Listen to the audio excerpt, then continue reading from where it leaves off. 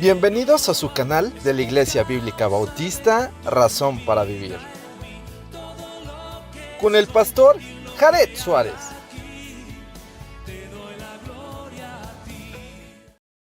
Bienvenidos a su canal de la Iglesia Bíblica Bautista Razón para Vivir.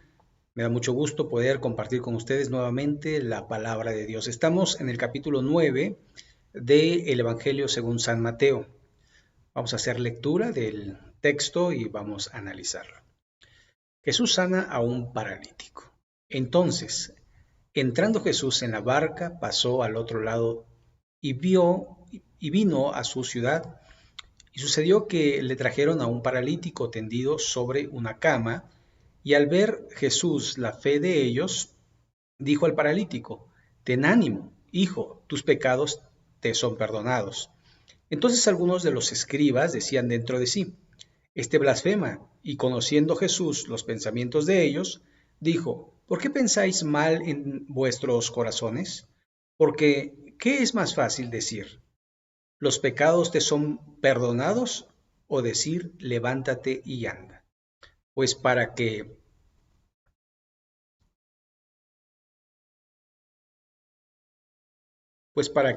sepáis que el Hijo del Hombre tiene potestad en la tierra para perdonar pecados, dice entonces al paralítico: levántate, toma tu cama y vete a tu casa. Entonces él se levantó y se fue a su casa. Y la gente al verlo se maravilló y glorificó a Dios, que había dado tal potestad a los hombres. Llamamiento de Mateo. Pasando Jesús por allí, vio a un hombre llamado Mateo, que estaba sentado en el banco de los tributos públicos, y le dijo: Sígueme. Y se levantó y le siguió. Y aconteció que, estando él sentado a la mesa en la casa, he aquí que muchos publicanos y pecadores que habían venido se sentaron juntamente a la mesa con Jesús y sus discípulos. Cuando vieron esto, los fariseos dijeron a los discípulos: ¿Por qué come vuestro maestro con los publicanos y pecadores? Al oír esto, Jesús les dijo: Los sanos no tienen necesidad de médico, sino los enfermos.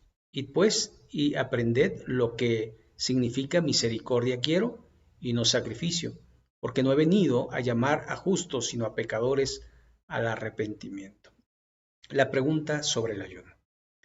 Entonces vinieron a él los discípulos de Juan diciendo: ¿Por qué nosotros y los fariseos ayunamos muchas veces y tus discípulos no ayunan?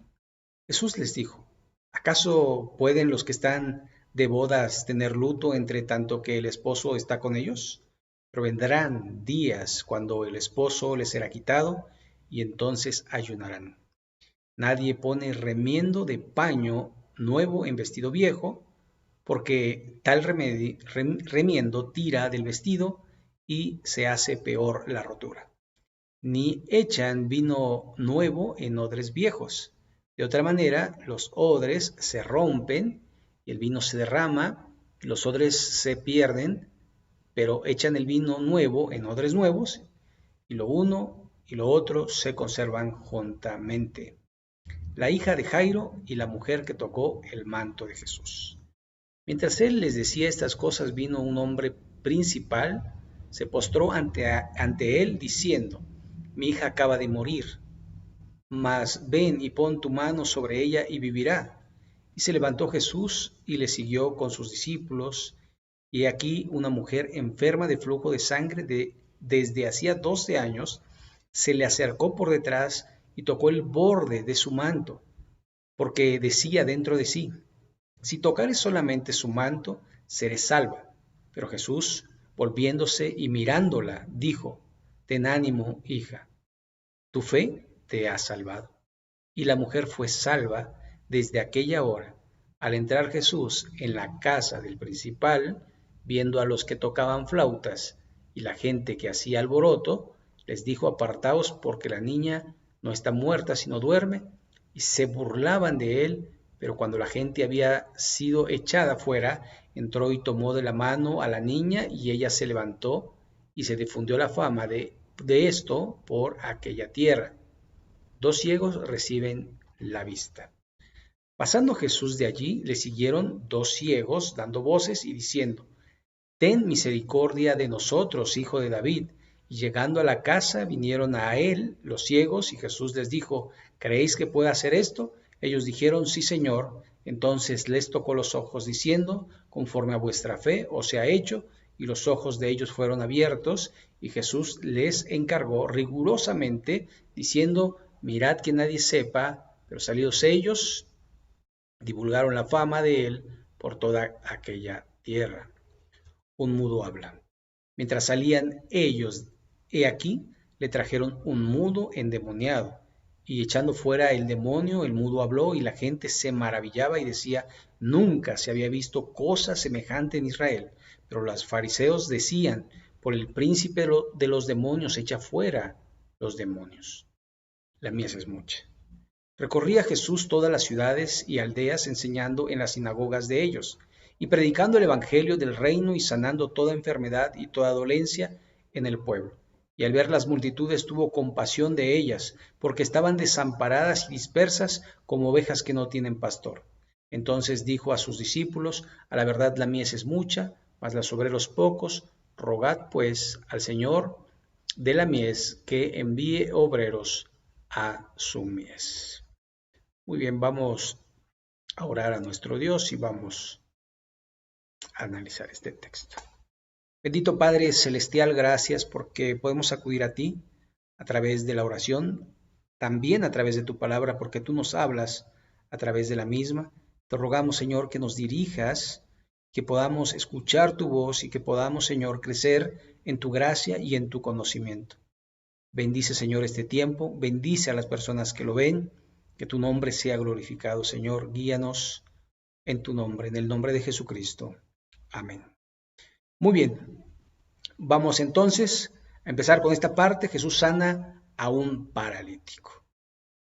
Entonces, entrando Jesús en la barca, pasó al otro lado y vino a su ciudad. Inmediatamente uno pensaría su ciudad, Nazaret, pero en este caso es Betsaida. Y allí va a hacer milagros. Recuerde que él ya había ido a su ciudad, Nazaret, a su ciudad natal. Bueno, no natal porque él nació en Belén, pero sí se crió en Nazaret y allí no pudo hacer muchos milagros por la incredulidad de ellos. Pero acá sí. Entonces, entrando Jesús en la barca, pasó al otro lado y vino a su ciudad. Y sucedió que le trajeron un paralítico tendido sobre una cama. Al ver Jesús la fe de ellos, dijo al paralítico, ten ánimo, hijo, tus pecados te son perdonados. Este es un paralítico que en los otros evangelios es bajado por el techo. Sus amigos lo habían llevado. Y este paralítico, pues de alguna manera tenía la esperanza de ser sanado por Jesús. Y aunque había mucha multitud, ellos pudieron acercarse a Jesucristo. Y lo que llama la atención es que lo ve allí postrado y lo primero que le dice es, tus pecados te son perdonados. No le dice inmediatamente, levántate y anda. Porque él quería darnos una enseñanza enorme para nuestros días y para los días venideros, porque inmediatamente los jefes, los escribas, decían entre sí, el verso 3, entonces algunos de los escribas decían dentro de sí, este blasfema. Conociendo Jesús los pensamientos de ellos, dijo, ¿por qué pensáis mal en vuestros corazones? Y el Señor Jesucristo quería de alguna forma amonestar a los escribas porque ellos estaban viendo las maravillas de Dios y no se estaban arrepintiendo de sus pecados, sino que se mantenían en su religión como si hubieran hecho un compromiso con su religión y no cambiarían su posición aún a pesar de ver que estaban en el error. Verso 5. Porque ¿qué es más fácil? Decir, ¿los pecados te son perdonados o decir, levántate y anda? Y la verdad es que cualquiera puede decir, tus pecados te son perdonados. Cualquiera. Pero que sea verdad o que sea mentira, solo Dios lo sabe y sabemos que nadie, sino Dios, puede perdonar pecados. Y es precisamente lo que quería Jesús demostrar, que Él era Dios y que no solamente podía decir una frase, sino que podía trascender y decirle a este hombre, verso 6, pues para que sepáis que el Hijo del Hombre tiene potestad en la tierra para perdonar pecados, dice entonces al paralítico, levántate, toma tu cama y vete a tu casa. Entonces él se levantó y se fue a su casa. Y la gente al verlo se maravilló y glorificó a Dios, que había dado tal potestad a los hombres. ¿Sabe? El único que puede perdonar pecados en nuestros días, en los días de Jesucristo y en los venideros, precisamente es Dios. Aquí debemos de notar entonces que Jesús es Dios,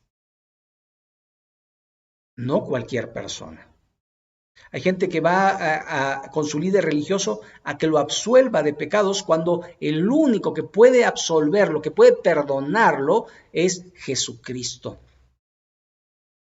No es una frase, no es tus pecados te son perdonados porque yo lo digo o porque yo pienso que así van. No, no, no. Es que es la potestad del Padre. Es que es la potestad del Hijo. Y solo a través de ellos nosotros podemos tener el perdón de pecados. Recuerde, a los suyos vino, los suyos no le recibieron, mas a todos los que le recibieron, les dio potestad de ser hechos hijos de Dios. Y esto no es engendrado ni de carne, ni de sangre, ni de varón, sino de Dios. Así que Dios nos hace hijos. Y al hacernos hijos nos perdona. ¿Y cómo nos perdona? Cuando nosotros nos arrepentimos y aceptamos a Cristo como nuestro único y suficiente Salvador, y pasa lo que le pasa al paralítico, porque no solamente, ¿verdad?, somos perdonados, sino somos puestos en una posición en los cielos, como el apóstol Pablo en Efesios dice que nosotros estamos en los lugares celestiales con Cristo. Así que es sumamente importante saber que nos salvó, nos limpió de nuestros pecados y por esa razón somos salvos, no por obras de justicia, sino por la obra de Cristo en la cruz del Calvario. Llamamiento de Mateo. Verso 9. Pasando Jesús de allí, vio a un hombre llamado Mateo. También lo vamos a conocer como Leví, que es el nombre que se le da. Pero el que está escribiendo el Evangelio es Mateo. Pero Mateo no se olvida de quién era.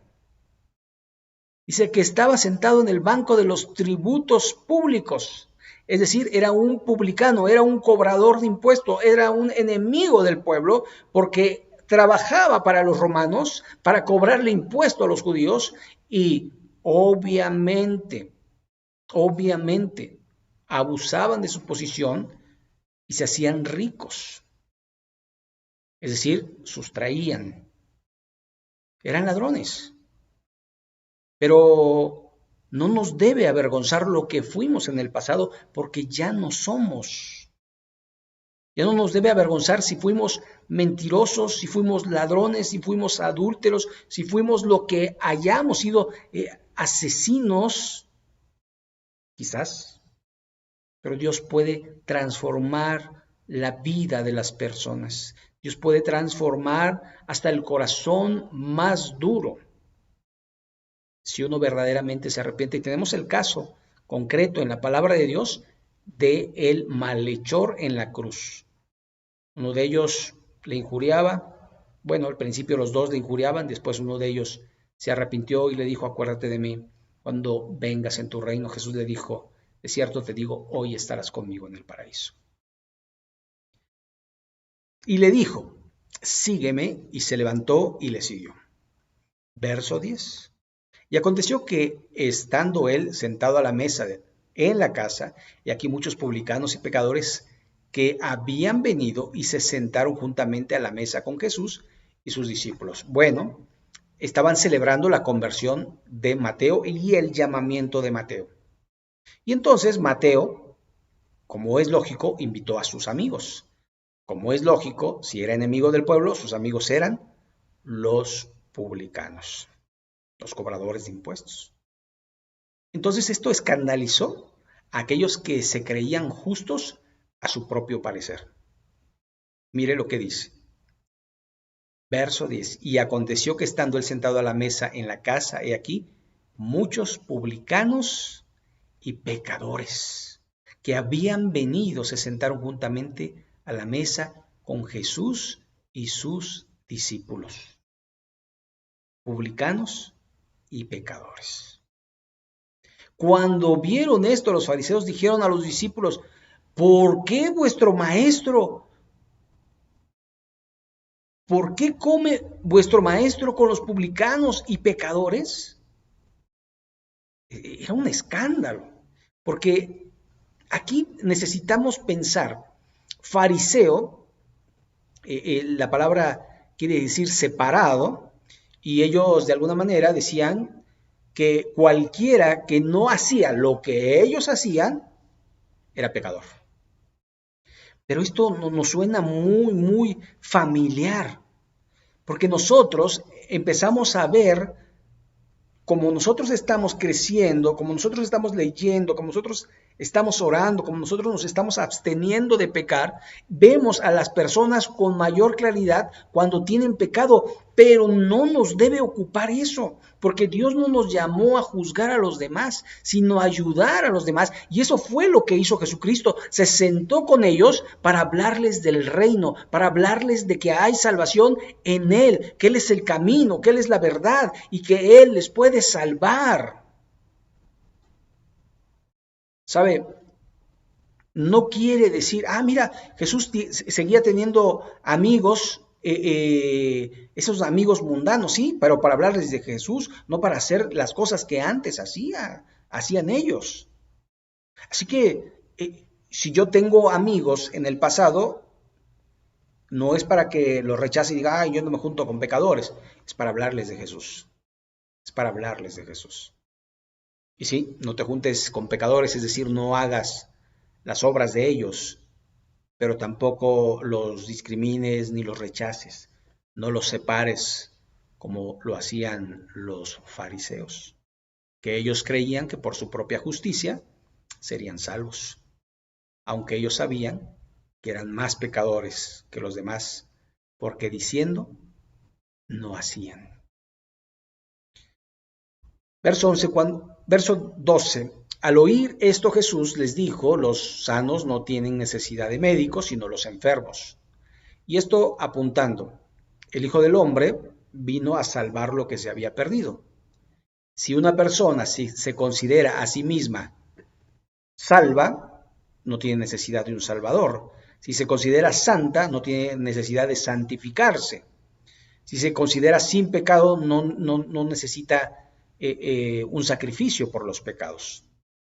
Pero nosotros, los que nos consideramos y los que hemos visto que somos pecadores y que el pecado nos separa de Dios, vamos a Jesús, porque sabemos que solo Él puede perdonar pecados.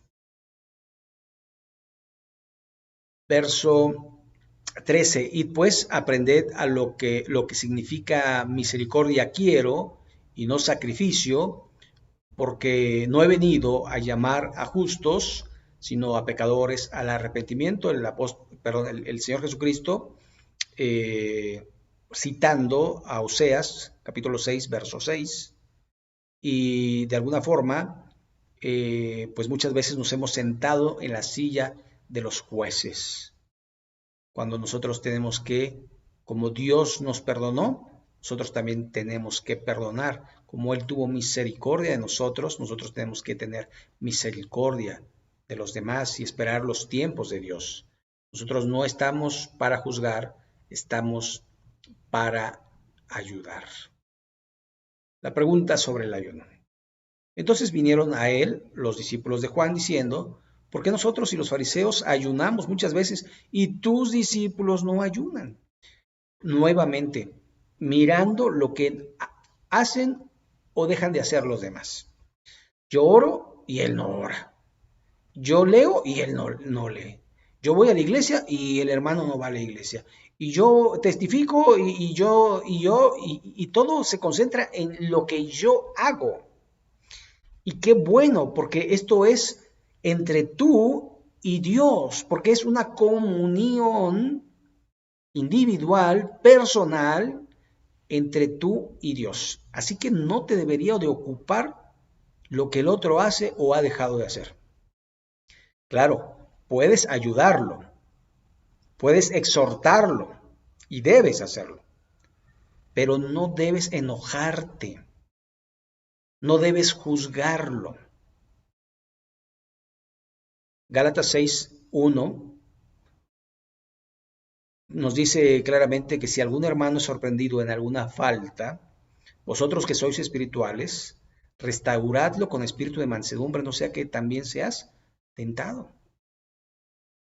Así que, ¿por qué tus discípulos no ayudan y nosotros sí? Jesús, verso 15, les dijo, ¿acaso pueden los que están de bodas tener luto entre tanto que el esposo está con ellos?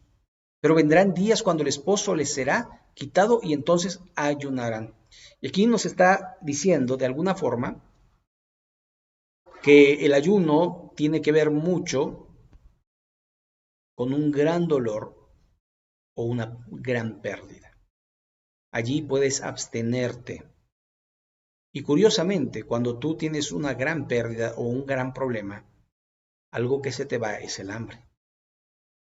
Pero no solamente porque no tienes hambre y no comas ya estás ayunando, sino porque estás metido en una comunión, en un estudio, en una oración con Dios constante en ese tiempo.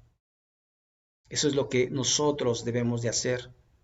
En vez de quizás llorar y golpearnos el pecho, debemos ir a Dios en oración para que Él consuele, para que Él restaure, para que Él ayude, para que Él nos pueda dar la salida en la circunstancia que nos encontramos.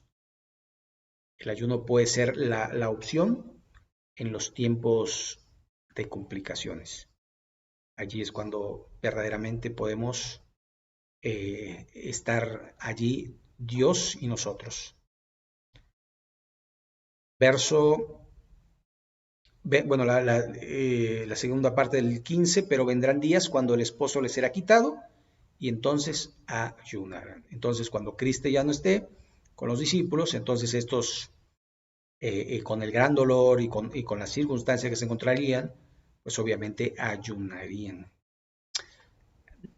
Verso 16, nadie pone remiendo de paño nuevo en vestido nuevo, porque tal remiendo tira del vestido y se hace peor la rotura. Ni echan vino nuevo en odres viejos, de otra manera los odres se rompen y el vino se derrama. Y los odres se pierden, pero echan el vino nuevo en odres nuevos, y lo uno y lo otro se conservan juntamente. Esto un poco haciendo alusión a las tradiciones de los hombres. Mucho de lo que practicamos en la vida religiosa es lo que nos dice la gente que haga y no lo que nos dice Dios en su palabra. ¿Qué quiere decir esto? Tienes que ofrendar y ofrendas, tienes que orar y oras, y tú lo haces, pero no lo haces con el sentido de saber lo que estás haciendo, por qué haces lo que haces, por qué crees lo que crees. Y esto de alguna manera marcando que podemos ser personas de convicción o simple y sencillamente llevados por lo que dicen otros. Y son las tradiciones, ¿verdad? Tenemos que ir al templo en Semana Santa todos los días. Entonces ahí va la gente, ¿verdad? Y no sabe por qué, ni siquiera tiene el deseo de hacerlo, sino que va porque le dijeron que tiene que hacerlo, sin convicción. ¿Sabe? Hay que ir el domingo, Pues voy al domingo porque la Biblia dice que no hay que dejar de congregarse como algunos tienen por costumbre. No, voy a la iglesia porque quiero crecer, porque quiero escuchar a Dios, porque quiero convivir con los hermanos, porque quiero crecer en el conocimiento, en la gracia de Dios. Algunos dirán, pero se puede crecer fuera de la iglesia. Sí, sí, pero yo entiendo que como el pámpano no puede llevar fruto por sí mismo, tampoco nosotros podemos llevar fruto separados de él. Y la iglesia es la novia de Cristo, será la esposa de Cristo.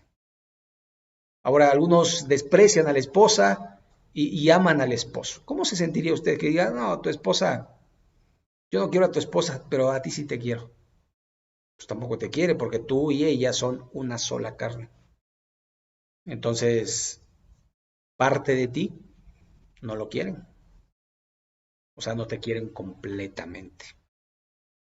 Hay que ir a la iglesia con la convicción de que allí aprenderemos, de que allí hablará Dios, de que allí de alguna forma creceremos en su gracia, que allí serviremos, que allí haremos la voluntad del Señor. Es por eso que Dios hizo la iglesia, sino para que la edificación de su iglesia. Y recuerde que la iglesia se edifica con piedras vivas, las cuales somos nosotros. Entonces, las tradiciones las hacemos a un lado y tenemos las convicciones extraídas de la bendita palabra de nuestro Dios. La hija de Jairo y la mujer que tocó el manto de Jesús. Mientras él les decía estas cosas, vino un hombre principal y se postró ante él diciendo, mi hija acaba de morir, mas ven y pon tu mano sobre ella y vivirá. En otros pasajes nos dice que Jairo es un principal de una sinagoga y nos dice que su hija estaba enferma cuando vio a Jesús y mientras hablaba con el maestro le llevaron la noticia para decirle murió. Entonces, en total, en cualquiera de los casos, hay mucha gente, Lucas nos va a hablar de ello, que se agolpaba la gente y Jesús dice, alguien me tocó y dice, maestro, hay una multitud, ¿quién no te va a tocar? No, alguien me tocó intencionalmente porque salió poder de mí. Y eso fue lo que pasó en estos momentos. Mi hija acaba de morir, mas ven y pon tu mano sobre ella y vivirá. Y se levantó Jesús y le siguió con sus discípulos. Y aquí una mujer enferma de flujo de sangre desde hacía 12 años se le acercó por detrás y tocó el borde de su manto, porque decía dentro de sí, si tocare solamente su manto, seré salva. Y es una mujer, sabemos, 12 años de gastar su dinero en doctores y no había podido ser sanada. Y a veces uno dice, ¿por qué? ¿Por qué tanto tiempo?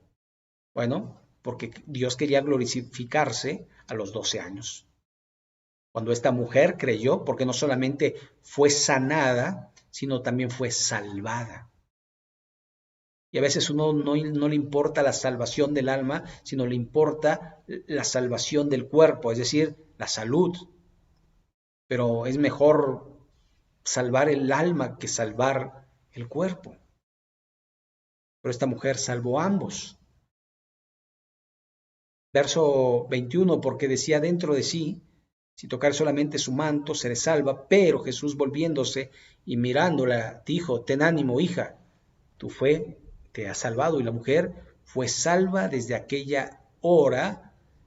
Al entrar Jesús en la casa del principal, viendo a los que tocaban flautas y la gente que hacía alboroto, les dijo, apartaos, porque la niña no está muerta, sino duerme. Era costumbre que por lo menos la casa donde moría una persona contratara dos flautistas y a una llorona, una mujer que lloraba. Por eso dice la gente que hacía alboroto. El alboroto es gente contratada para llorar, eso es lo que quiere decir. Y les dijo a ellos, a los flautistas y a los que estaban haciendo alboroto, apartaos porque la niña no está muerta sino duerme. Y se burlaron de él.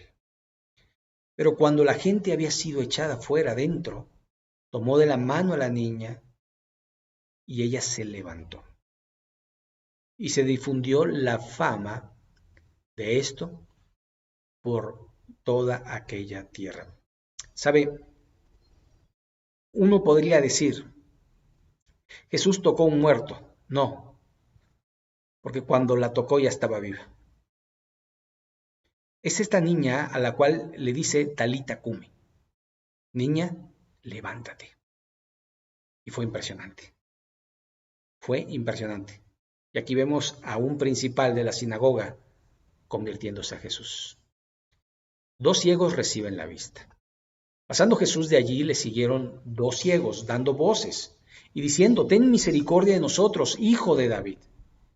Llegado a la casa, vinieron a él los ciegos, y Jesús les dijo, ¿creéis que puedo hacer esto? Ellos dijeron, sí, Señor. Entonces les tocó los ojos, diciendo, conforme a vuestra fe os se ha hecho, y los ojos de ellos fueron abiertos. Y Jesús les encargó rigurosamente, diciendo, mirad, que nadie lo sepa. Pero ellos salidos divulgaron la fama de él por toda aquella tierra. Y aquí hay algo pues sumamente impresionante. Eran 2 ciegos que no veían, pero que sabían que el Mesías era descendiente de David. Y por eso claman, hijo de David. Si vemos el texto, Jesús no se detiene, sino que llegando a la casa donde iba, ellos llegaron y fueron sanados ahí. Entonces Jesús dice, no le digan a nadie. Pero, ¿sabe? Imagínese, usted es un ciego y a usted lo conocen en su vecindario y anda con su palito, a lo mejor anda pidiendo limosna porque no tiene manera de hacer ingresos. Y usted es conocido porque no ve. Y de repente lo ven que va caminando como si nada, corriendo. Y la gente dice, este no era el ciego. Y ve, y entonces lo detienen y le dicen, oye, ¿qué pasó? ¿Cómo es que ves? Y obviamente no podían evitar de decir que fue Jesús quien les devolvió la vista. Increíble. Un mudo habla. Mientras salían ellos de aquí, le trajeron un mudo endemoniado.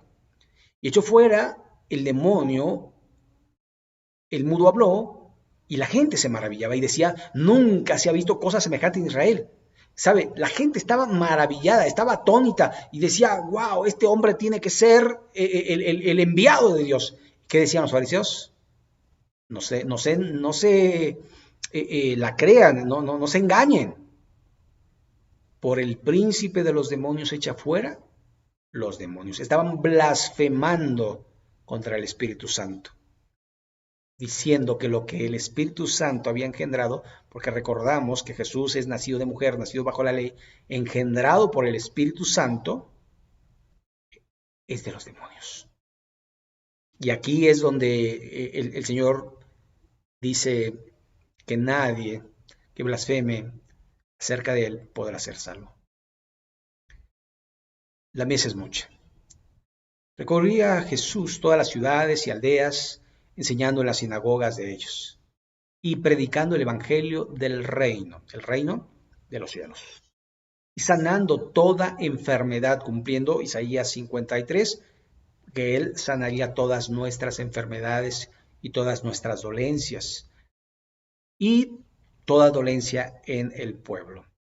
Verso 36, y al ver las multitudes, tuvo compasión de ellas, porque estaban desamparadas y dispersas como ovejas que no tienen pastor. Allí el Señor se conmovió, viendo las multitudes. ¿Sabe? Si uno pudiera ir a un lugar alto y ver a las multitudes, van de aquí para allá, y muchos de ellos no saben de Jesús o no quieren saber de Jesús. Muchos de ellos están condenados al infierno porque han rechazado al Hijo de Dios. Pero sabe, Jesús tenía compasión. Y es algo por lo que nosotros debemos de trabajar de tener compasión por las almas perdidas. Y la forma de demostrar que tenemos compasión de ellos es hablándoles de Jesús. Aun a pesar de que nos van a rechazar, aun a pesar de que no van a oír, nosotros tenemos que abrir nuestra boca para compartir el Evangelio de Cristo. Verso 37. Entonces dijo a sus discípulos: a la verdad, la mies es mucha, la cosecha es mucha, mas los obreros pocos. Rogad pues al Señor de la mies que envíe obreros a su mies. Aquí, usando una figura del agricultor. Ya está listo el campo para ser cosechado, pero es tan grande la cosecha y no hay el personal que abarque toda la cosecha. Debemos pedir por obreros, hay pocos obreros. Y sabe, usted puede ser uno de ellos, que puede servir en la mies. Sabe, la Biblia nos dice: haceos tesoros en el cielo. Y nosotros queremos hacer tesoros en el cielo. Pero ¿sabe qué pasa? Nos enrolamos en las cosas de la vida, de este mundo, que nos olvidamos de ello. Este mundo es pasajero. Lo material se quedará cuando muramos. Nosotros debemos mirar a las cosas eternas, aquellas que no perecen. Y hablar de Jesús debe ser nuestra prioridad. Hablar de Cristo. Hablar de lo que Él hizo, de que Él puede perdonarnos, que Él puede salvarnos, que puede llevarnos a Dios. Debemos hablar de Jesús. Un Jesús crucificado, sí, porque murió en la cruz, pero resucitado al tercer día y está sentado a la diestra de Dios. Sabe, muchas personas, aún dentro de iglesias cristianas, no son salvas. Piensan que son salvas, pero sus frutos demuestran lo que son. Jesús lo dijo claramente: el buen árbol da buenos frutos, el mal árbol da malos frutos. Así que si tú piensas que eres creyente y no estás viviendo conforme a las Escrituras, entonces necesitas arrepentirte. Arrepentirte. No sea que creas que eres salvo y no lo seas. ¿Sabe? No hay medios cristianos. O eres o no eres. Así que arrepiéntete de tus pecados y recibe a Cristo con todo tu corazón, con toda tu fuerza, con toda tu alma. Y empieza a vivir la vida cristiana siendo un sacrificio vivo, santo, agradable a Dios, que es vuestro culto racional, y no te conformes a este siglo, a este mundo, sino transforma tu mente con la palabra de Cristo. Transforma tu vida con la palabra de Cristo. La palabra de Dios es viva y eficaz y más cortante que espada de dos filos. Ve a Dios, ve a Jesús. Si tú nunca has recibido a Cristo, te invito a que hagas esta oración. Dile así en tu corazón: bendito Padre Celestial, reconozco que soy pecador, que estoy separado de ti por mi pecado. Y te pido que perdones mis pecados, que limpies mi corazón y que Jesucristo entre a morar en él. Sálvame, límpiame, hazme un hijo tuyo. Te lo ruego en el nombre que es sobre todo nombre, en el nombre de Jesucristo. Amén. Y si tú eres creyente, pues el desafío también es: la mies es mucha, los obreros pocos. El mandamiento, la gran comisión de ir y predicar el Evangelio a toda criatura, es para todos los hijos de Dios. Nosotros todos debemos predicar el Evangelio. Comprométete con el Señor. y dile, ayúdame, guíame a las almas perdidas. Yo quiero hablar de Jesús. Yo quiero ser parte de esos obreros que hablan del mensaje de la salvación. Vamos a orar para terminar. Señor y Padre nuestro, gracias por tu palabra, gracias porque a través de ella podemos conocerte. Y te ruego, Padre, que nos ayudes a vivir vidas correctas, santas delante de ti. Que podamos ser fortalecidos cada día con tu palabra para no pecar contra ti. Bendice, Señor, este tiempo, bendice a las personas que lo ven, que lo escuchan y ayúdales a crecer en tu gracia y en tu conocimiento.